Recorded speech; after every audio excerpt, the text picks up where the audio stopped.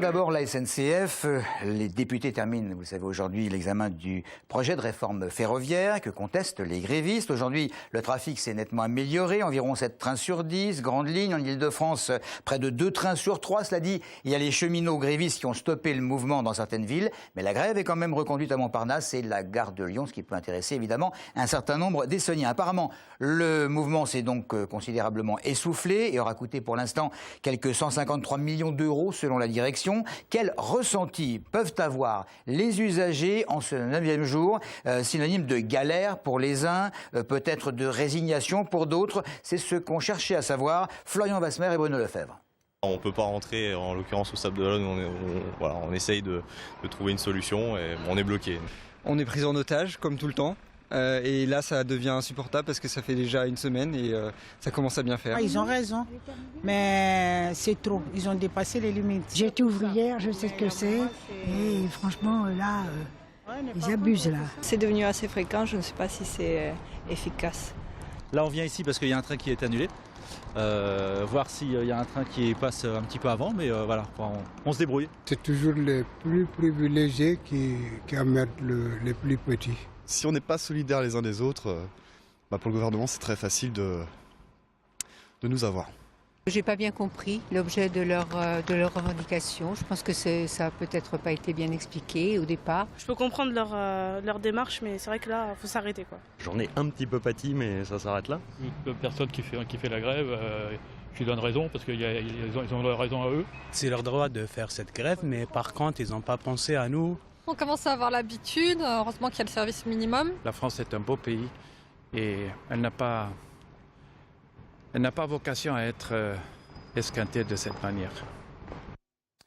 Voilà, à noter que le comité départemental du Parti communiste apporte, et il le fait savoir dans un communiqué, tout son soutien aux revendications portées par les cheminots mobilisés. Et la CGT 91 appelle à un rassemblement essonnien avec les salariés de la SNCF demain à 13h devant le Conseil général et devant la préfecture. Politique à présent avec Nathalie Kosciusko-Morizet sur France Inter. Ce matin, NKM a été interrogé par les auditeurs et a notamment répondu à la question de savoir s'il ne fallait pas, dans tous les partis, que les plus anciens cèdent la place au quadra, histoire de renouveler les idées. Voici la réponse de la députée de l'Essonne. Quand il y a eu cette crise toute récente à l'UMP, moi j'ai lancé l'idée d'un congrès qui a été reprise et j'en suis heureuse. Vous savez, quand il y avait eu la guerre Copé-Fillon, j'avais fait la même chose, j'avais lancé le site internet jeveuxrevoter.fr. J'avais incité donc les Français à dire voilà, on sortira de cette crise que il y a une crise de légitimité. Le seul moyen, c'est de rendre la parole aux Français. Là, c'est pareil. J'ai demandé un congrès parce que je pense que le seul moyen de s'en sortir, c'est de retrouver la légitimité là où elle est, à la base, à la source. Est-ce que ça passe par un collectif générationnel? Là où j'ai une petite réserve, Laurent, par rapport à ce que vous dites, c'est que, vous savez, il y a des jeunes vieux et des vieux jeunes, quoi.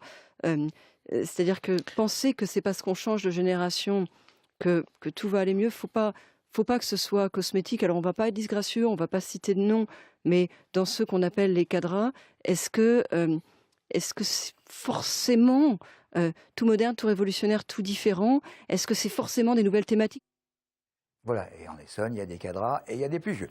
Les discriminations à l'allocation d'un logement. L'an dernier, nous avions parlé de cette enquête commandée par le Conseil général qui révélait qu'un Essonnien ayant une apparence et un patronyme d'origine étrangère avait près de 2 fois de moins de chances d'accéder à un logement en location. Cet après-midi, les bailleurs sociaux et privés de l'Essonne se sont réunis pour trouver des solutions à ce problème. Maxime Lemaine.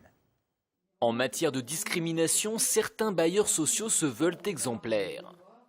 On a mis en place, pour les communes qui sont d'accord, une présentation anonyme des dossiers en commission d'attribution des logements. Ça signifie que les logements, les dossiers sont instruits par des instructeurs qui ont connaissance de la totalité du dossier. Par contre, devant les membres de la commission, ils ne présentent ni le nom ni la nationalité des demandeurs et la commission donc se prononce en fonction d'éléments objectifs tels que le revenu, la situation actuelle et l'ancienneté de la demande. Mais comment faire côté privé?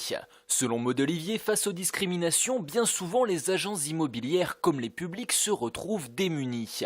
Le partenariat signé cet après-midi avec le Conseil général devrait permettre de pallier ce problème. Je pense que ce qui serait très utile pour les agences immobilières, c'est d'avoir eux-mêmes des outils pour pouvoir orienter les publics en difficulté, les publics qui viennent pour demander un logement et leur rappeler quels sont leurs droits, les droits communs auxquels ils peuvent prétendre, ce qui les aiderait probablement énormément.